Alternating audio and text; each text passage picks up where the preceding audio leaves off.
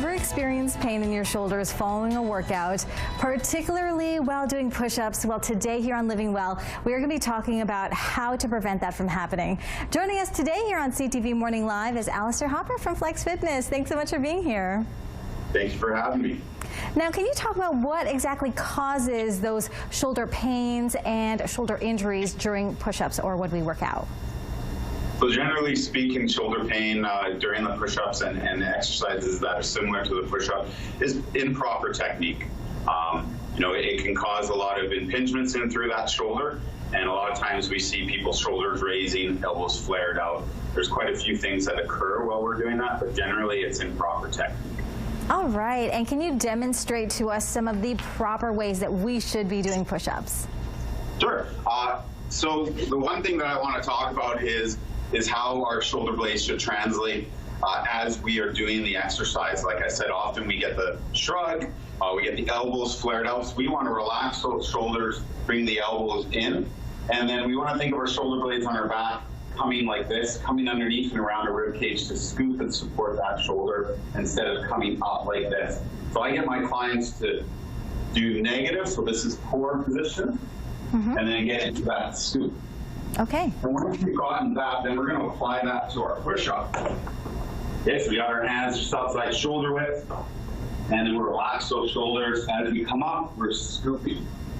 And this really reduces that tightness, that pain, because often we see this, and immediately I can feel that right into the front of my shoulder, up into my neck.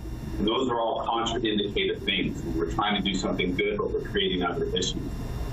So when we relax, we can really feel the chest working properly.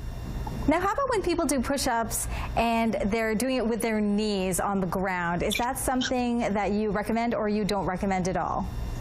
It's all relative to the individual. So again, we are personal trainers. We don't look at comparing you to someone else. We want to see where your beginning point is, and that's what we are comparing you to. So it's relative. If that's difficult for you to do 10 push-ups from your knees, then that's fine. It's, again, if you can do it from toes, that's just a progression to make it a little more difficult, and we can progress from there, make things really difficult for you. So from the knees, I have no problem. Same thing applies, right? We still want to keep our hands outside shoulder width, relax those shoulders, and scoop. Sometimes people lift their toes and then they're moving it up and down. That's a little bit of cheating, so we still want to keep our toes on the ground, even though we're going from the knees. Now, can you mention to us a couple of things that you've seen people do that are absolutely wrong when it comes to doing push-ups? Yeah, so I did mention the shoulder shrug like this.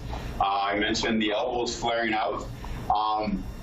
And sometimes I see the rubbernecking. So they're doing a push-up and they're barely moving. We want to make sure that we're getting that full range of motion. So I'd rather see a full range of motion of one push-up from your toes and then go down to your knees and do full range of motion, and seeing 10 limited range of motion from your toes. You're not going to get the benefits. You can progress to going from your toes as long as we're getting that full range. Alistair Hopper from Flex Fitness, thank you so much for joining us today here on CTV Morning Live. We really appreciate it, and talking about the importance of push-ups and how to do them correctly, of course. Thank you.